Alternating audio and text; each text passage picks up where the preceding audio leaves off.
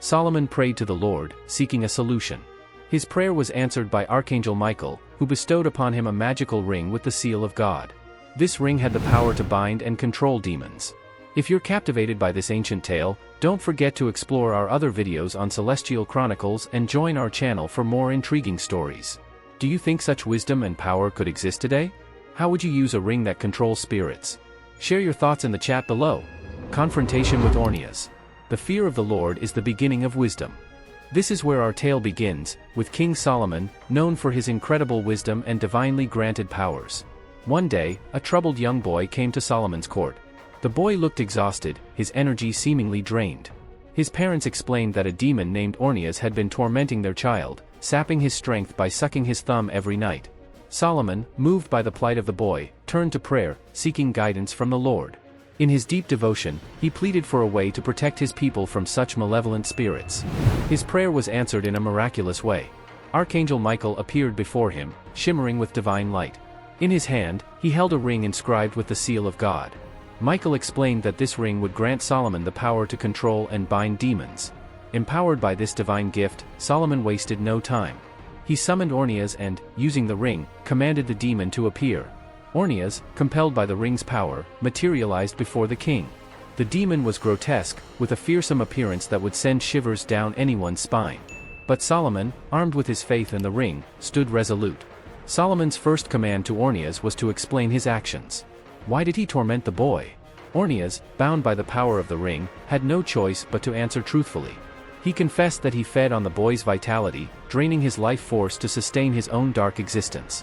This was a revelation of the true nature of demons, parasitic beings that thrived on the suffering of the innocent. King Solomon, determined to protect his people, decided to use Ornias to further his understanding of the demonic world. He ordered Ornias to bring forth Beelzeboul, the prince of demons. Ornias, unable to resist, obeyed. Soon, Beelzeboul stood before Solomon, radiating an aura of malice and power. The prince of demons was a formidable entity, but even he was subdued by the divine ring. Solomon, with his unwavering wisdom, began to interrogate Beelzeboul. He wanted to understand the hierarchy and the roles these demons played in the world. Beelzeboul, though reluctant, revealed much under the influence of the ring.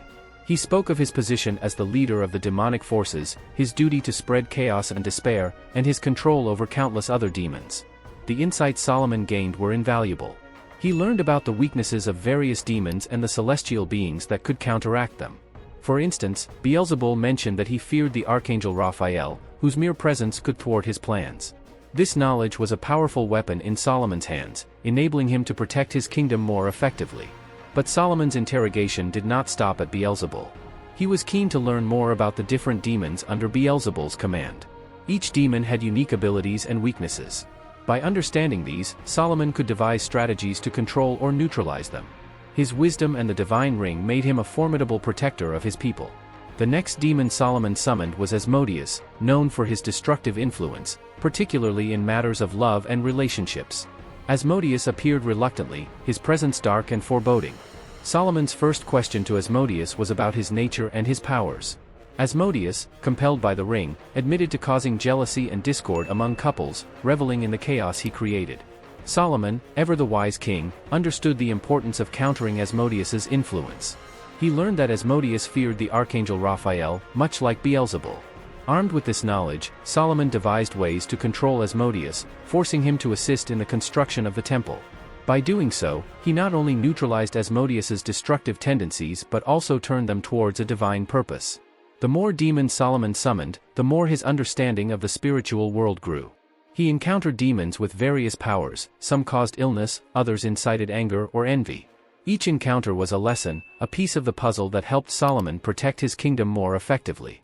One of the most challenging encounters was with the 7 female spirits. These spirits, each representing a different vice, tried to beguile Solomon with their charms. However, the power of the ring kept them at bay. Solomon, using his wisdom, assigned each spirit a task that neutralized their harmful nature. For example, a spirit that sowed discord was tasked with weaving ropes for the temple, turning her energy towards something constructive. Another intriguing encounter was with the Headless demon Envy. This demon, representing jealousy, moved without a head, a grotesque symbol of its mindless nature. Solomon, undeterred, used the ring to bind envy and learned that his power lay in creating discord and jealousy among people. Solomon commanded Envy to assist in the temple's construction, using his energy for a positive purpose. Finally, Solomon faced Rabdos, a demon in the form of a hound. Rabdos was fierce and cunning, known for leading souls astray. Solomon, with the power of the ring, subdued Rabdos and assigned him the task of guarding the temple. This act symbolized the transformation of chaos into order, a recurring theme in Solomon's dealings with demons. Through these encounters, Solomon demonstrated that even the darkest forces could be harnessed for good. His wisdom, combined with the divine ring, enabled him to build the temple and protect his people. The Testament of Solomon is a testament to the power of wisdom, faith, and divine intervention. If this ancient tale has captured your imagination, be sure to check out our other videos on Celestial Chronicles. Join our channel for more stories that delve into the mysteries of the past. Do you believe such wisdom and power could exist today? How would you use a ring that controls spirits? Share your thoughts in the chat below. The Wrath of Asmodeus. The fear of the Lord is the beginning of wisdom. These words marked the start of King Solomon's extraordinary journey into the realm of the supernatural. Among the many demons Solomon encountered, one of the most formidable was Asmodeus, a demon known for his wrath and destructive influence, particularly over relationships and human desires. Solomon's encounter with Asmodeus began with a troubling observation. Many in his kingdom were plagued by sudden fits of jealousy, anger, and discord, especially within families and between lovers. These disturbances were unusual and intense, far beyond typical human emotions. Sensing a demonic influence, Solomon used the power of his divine ring to summon the source of this chaos. Asmodeus appeared, his presence dark and menacing, exuding an aura of malevolence that was palpable. Asmodeus stood before Solomon, his eyes burning with a mix of anger and defiance. Yet, bound by the power of the ring, he had no choice but to comply with Solomon's demands. Solomon, calm and composed, began his interrogation. He asked Asmodeus to reveal his nature and the scope of his powers. Asmodeus, though reluctant, was compelled to answer. He confessed to being the demon of lust and wrath, thriving on the chaos he created by instigating jealousy and hatred among people. His influence was particularly strong in matters of love, where he delighted in turning affection into enmity. Solomon listened carefully, absorbing every detail. He knew that understanding the enemy was the first step in defeating it. Asmodeus described how he would whisper insidious thoughts into the minds of his victims, fanning the flames of insecurity and mistrust until they erupted into full-blown conflict. His pleasure was in seeing love turn to hate, unity to division. Determined to neutralize this threat, Solomon questioned Asmodeus about his weaknesses. Initially resistant, Asmodeus eventually revealed that he feared the archangel Raphael, who had the power to bind and punish him. This revelation was crucial. Solomon realized that invoking Raphael's name and presence could be a powerful tool in controlling Asmodeus and mitigating his influence. Armed with this knowledge, Solomon devised a plan. He decided not just to subdue Asmodeus but to put his energy to constructive use. Solomon commanded Asmodeus to assist in the building of the temple, a task that would channel his destructive tendencies into something productive and holy. Asmodeus resisted at first, his pride wounded by the idea of serving a mortal. However, the power of the ring and the threat of Raphael's wrath left him no choice. Solomon's strategy was brilliant. By assigning Asmodeus a role in the construction of the temple, he effectively redirected the demon's energy. Instead of sowing discord, Asmodeus now carried heavy stones, mixed mortar, and performed other laborious tasks. This work, though grueling, served a higher purpose and kept Asmodeus occupied, reducing his ability to spread chaos. The transformation was profound. Asmodeus, once a harbinger of destruction, became an unwitting contributor to one of the most significant religious edifices in history. Through this act, Solomon demonstrated that even the most malevolent forces could be harnessed for good, provided one had the wisdom and divine guidance to do so. Throughout this period, Solomon continued to learn from Asmodeus.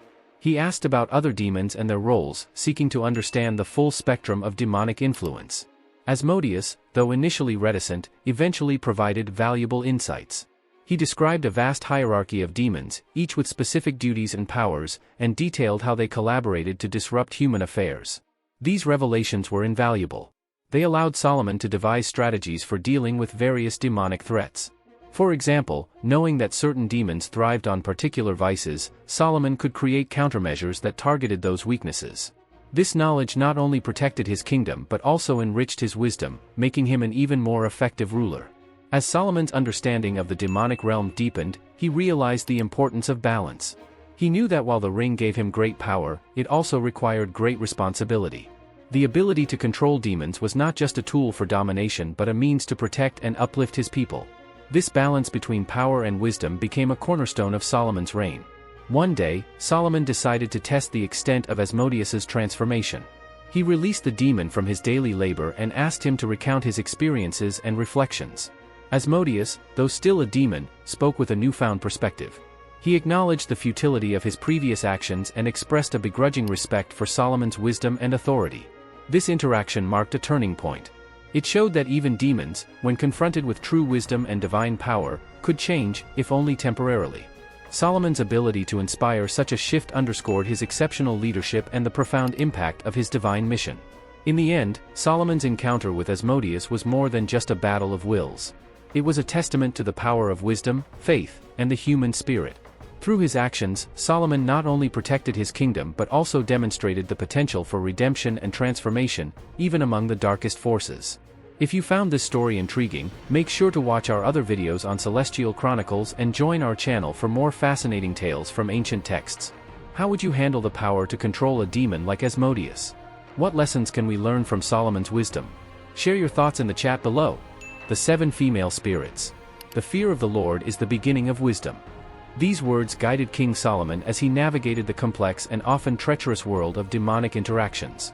Among his many encounters, one of the most intriguing and challenging was with the 7 female spirits. These spirits, each embodying a different vice, were not just powerful but also cunning and alluring. Solomon first became aware of these spirits when he noticed unusual patterns of behavior among his people. There were sudden spikes in greed, envy, and other destructive emotions that seemed to grip the hearts of even the most virtuous individuals.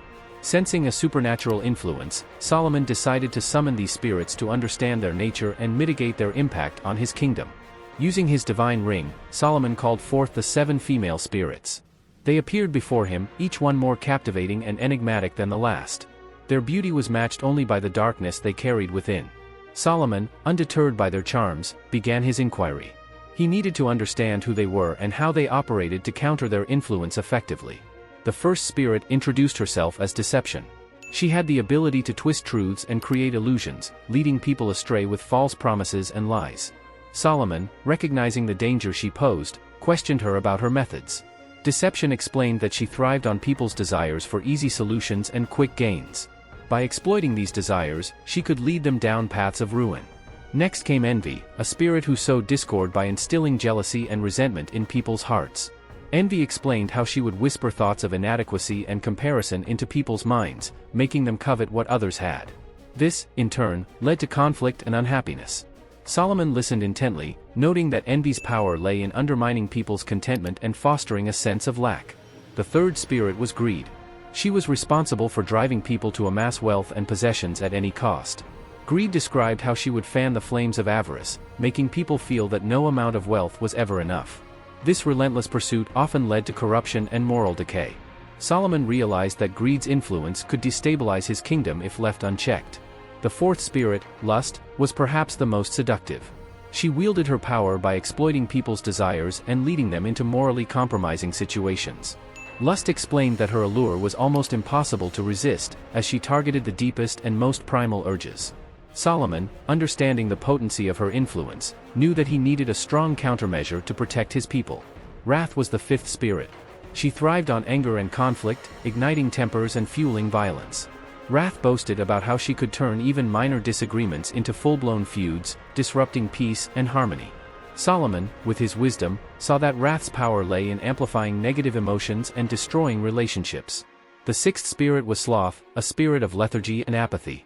Sloth admitted to sapping people's motivation and willpower, making them lazy and indifferent to their responsibilities. Solomon noted that sloth's influence could lead to societal stagnation, as people neglected their duties and potential. Finally, the seventh spirit, Gluttony, described her domain. She thrived on excess and indulgence, driving people to overconsume food, drink, and other pleasures. Gluttony explained that by encouraging overindulgence, she could weaken people's self-discipline and health, making them more susceptible to other vices. Having identified each spirit and their methods, Solomon knew he had to act decisively. He began by using the power of the ring to bind each spirit, preventing them from exerting their influence freely. But Solomon's wisdom went beyond mere containment. He sought to transform their destructive energies into something beneficial. For deception, Solomon assigned the task of sorting through the kingdom's records and ensuring accuracy. By turning her propensity for creating illusions into a force for clarity and truth, he neutralized her negative impact. Deception, though reluctant, had no choice but to comply under the ring's power. Envy was tasked with aiding in the distribution of resources throughout the kingdom. By directing her focus on ensuring fairness and equality, Solomon hoped to turn her destructive envy into a force for good. Envy's efforts to balance resources helped reduce the inequalities she once exacerbated. Solomon commanded greed to oversee the treasury, ensuring that wealth was used for the kingdom's benefit rather than personal gain. This assignment curbed greed's influence by making her a steward of communal prosperity instead of individual hoarding. Under Solomon's watchful eye, the kingdom's wealth was managed more equitably. Lust, with her seductive powers, was redirected to foster healthy relationships within the community. Solomon believed that by promoting love and unity in a controlled manner, lust's influence could become a source of strength rather than division. Her efforts were closely monitored to ensure they aligned with the kingdom's moral values. Wrath, the spirit of anger, was put in charge of training the kingdom's soldiers. Solomon saw that Wrath's aggressive energy could be channeled into protecting the realm rather than causing internal strife. This not only disciplined the soldiers but also ensured that Wrath's influence was contained within a structured and beneficial framework. Sloth was given the responsibility of organizing community activities and encouraging participation. By turning her influence on laziness into a force for community engagement, Solomon aimed to revitalize the public spirit and work ethic. Sloth's new role helped foster a sense of purpose and activity among the people. Finally, Gluttony was tasked with overseeing the kingdom's food supplies, ensuring that excess was minimized and resources were used wisely. Solomon believed that by instilling a sense of moderation, gluttony's influence could be transformed from one of overindulgence to one of stewardship and sustainability. Through these strategic assignments, Solomon effectively neutralized the harmful impacts of the 7 female spirits. His wisdom allowed him to see beyond their vices, identifying ways to harness their energies for the greater good. The kingdom thrived under his rule, benefiting from the unique contributions of these once destructive spirits. This chapter of Solomon's interactions with the 7 female spirits showcases his unparalleled wisdom and the power of divine guidance. It reminds us that even the most negative forces can be transformed with the right approach and understanding. If you found this story fascinating, be sure to watch our other videos on Celestial Chronicles and join our channel for more captivating tales from ancient texts. How would you handle encountering such powerful spirits? What lessons can we learn from Solomon's strategies? Share your thoughts in the chat below. The Headless Demon Envy. The fear of the Lord is the beginning of wisdom. These guiding words were the cornerstone of King Solomon's approach to confronting and understanding the spiritual and supernatural forces that threatened his kingdom. One of the most unsettling encounters Solomon had was with a peculiar and terrifying entity known as the Headless Demon Envy. It all began when Solomon noticed an unusual increase in jealousy and discord among his people. Friendships were falling apart, families were in turmoil, and a general sense of dissatisfaction seemed to permeate the kingdom. Solomon, with his profound wisdom, sensed a malevolent influence behind this wave of envy and discontent. Determined to root out the cause, he decided to use the power of his divine ring once more. Summoning the demon responsible for these disturbances, Solomon was confronted with a bizarre and unsettling sight, a headless figure.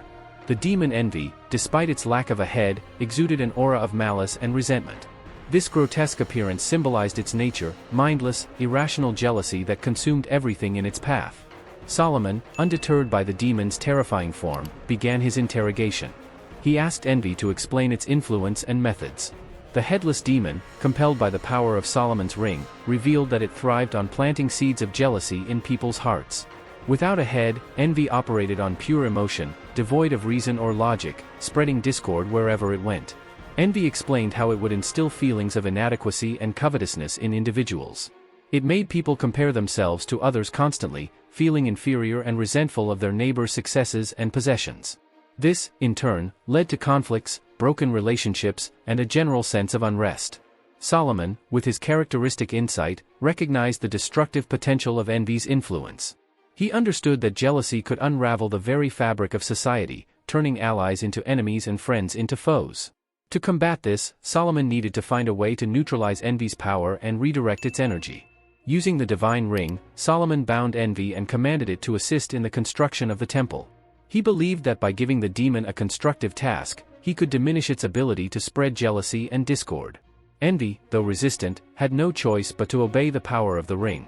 Solomon's strategy was to transform envy's destructive energy into a force for good. He assigned envy to carry the heaviest stones and perform the most grueling tasks. This not only kept the demon occupied but also symbolized a profound transformation, turning the weight of jealousy into the weight of physical labor for a holy purpose. As envy labored, Solomon observed a remarkable change. The demon, once a source of mindless destruction, began to contribute to something greater than itself. The physical exertion required to build the temple seemed to channel envy's negative energy into a positive endeavor. The more it worked, the less it was able to influence others with jealousy. Solomon's wisdom shone through in his ability to see beyond envy's malevolent nature. He understood that the demon's power lay in its ability to make people feel inadequate and resentful. By giving envy a constructive purpose, he neutralized its influence and turned it into a contributor to the kingdom's most sacred project. During this period, Solomon continued to learn from envy. He asked the demon to explain more about its nature and the broader implications of jealousy. Envy described how jealousy was a powerful, consuming force that could drive people to irrational and harmful actions. It made individuals focus on what they lacked rather than appreciating what they had, leading to a perpetual state of dissatisfaction and conflict. Solomon, ever the wise king, saw the parallels between envy's influence and the challenges faced by his people. He realized that jealousy was not just a supernatural phenomenon but a very human emotion that needed to be addressed at both the spiritual and societal levels. To counteract this, he implemented policies that promoted fairness and equality, ensuring that resources were distributed more evenly and that everyone had opportunities to succeed. He also initiated programs to foster a sense of community and shared purpose among his people. By encouraging collective efforts in building the temple and other public works, Solomon hoped to instill a sense of pride and accomplishment that would counteract the feelings of jealousy and inadequacy. His goal was to create a society where individuals felt valued for their contributions and where the success of one person was seen as a benefit to all. Solomon's approach to dealing with envy was multifaceted. He not only used the divine power of the ring to control the demon but also addressed the underlying human emotions that envy exploited. By promoting a culture of gratitude, cooperation, and mutual support, Solomon worked to build a kingdom where jealousy had no place. The transformation of envy from a destructive force to a constructive one was a testament to Solomon's unparalleled wisdom and leadership. It demonstrated his ability to turn even the most negative influences into positive contributions. This story of envy serves as a powerful reminder of the potential for redemption and the importance of addressing both spiritual and human challenges with insight and compassion. If you found this story engaging, make sure to watch our other videos on Celestial Chronicles and join our channel for more fascinating tales from ancient texts. How would you handle the power to control a demon like envy? What lessons can we learn from Solomon's strategies to address jealousy and discord? Share your thoughts in the chat below. The Hound demon Rabdos. The fear of the Lord is the beginning of wisdom. With these words in mind, King Solomon continued his extraordinary journey of controlling and understanding demons to protect his kingdom and fulfill his divine mission. Among the many demons Solomon encountered, one of the most terrifying was Rabdos, a demon in the form of a ferocious hound. Rabdos was notorious for his cunning and his ability to lead souls astray, causing confusion and fear wherever he went. The disturbances began when Solomon noticed an increase in cases of lost travelers, mysterious disappearances, and general confusion among his people. The paths that were once safe and well-trodden became fraught with peril, and many who ventured out did not return or came back with tales of being chased by a monstrous hound. Solomon, with his keen sense of discernment, realized that a malevolent force was at work. Determined to confront this new threat, Solomon used his divine ring to summon Rabdos. The demon appeared, a massive hound with eyes that glowed like embers and a presence that radiated malice. Rabdos snarled and growled, his teeth bared in a display of ferocity. But Solomon, armed with the power of the ring and his unshakable faith, stood firm. Solomon began his interrogation, demanding to know why Rabdos was causing such chaos. The hound demon, bound by the power of the ring, had no choice but to answer. Rabdos confessed that his primary role was to lead people astray, causing them to lose their way both physically and spiritually. He thrived on confusion and fear, delighting in the disorientation and panic of his victims. The demon explained how he would appear to travelers as a lost or injured dog, luring them into following him deeper into the wilderness. Once they were sufficiently disoriented, Rabdos would reveal his true form, driving them further into panic and despair. This method was not only effective in causing immediate terror but also in creating a lingering fear that spread among the people, making them wary of traveling and trusting one another. Solomon, understanding the gravity of Rabdos's influence, knew that simply containing the demon would not be enough. He needed to transform Rabdos's cunning and ferocity into something that could benefit his kingdom. After careful consideration, Solomon devised a plan to turn Rabdos from a source of chaos into a guardian of order. Solomon commanded Rabdos to serve as a guardian of the temple, using his strength and vigilance to protect the sacred site from intruders and malevolent forces. This task was not only a way to keep Rabdos occupied but also a means to turn his aggressive nature towards a noble cause. By making Rabdos a protector rather than a predator, Solomon aimed to neutralize the demon's negative influence and harness his abilities for good. Rabdos, though initially resistant, found himself bound by the ring's power and compelled to obey. Solomon assigned him to patrol the perimeter of the temple, ensuring that no harm came to the sacred grounds. Rabdos's ferocity, which had once been a source of fear and chaos, was now redirected towards defending the holy site. This transformation was a testament to Solomon's wisdom and his ability to see potential for good even in the darkest of beings. As Rabdos took on his new role, Solomon observed a gradual change in the demon's behavior. The discipline required to guard the temple began to curb Rabdos's wild and chaotic tendencies. The Hound demon's natural instincts for protection and vigilance were honed and refined under Solomon's guidance. Rabdos's presence, once a harbinger of doom, became a symbol of security and strength. Solomon, always eager to learn, continued to engage with Rabdos, asking about the other demons and the broader implications of their actions. Rabdos, though begrudgingly, provided insights into the nature of demonic influence and the strategies they employed to undermine human virtue. Solomon used this knowledge to fortify his kingdom's defenses, both spiritually and physically. One significant lesson Solomon learned from Rabdos was the importance of vigilance and preparedness. Rabdos revealed that many demons thrived on human complacency and ignorance, exploiting weaknesses that arose from a lack of awareness.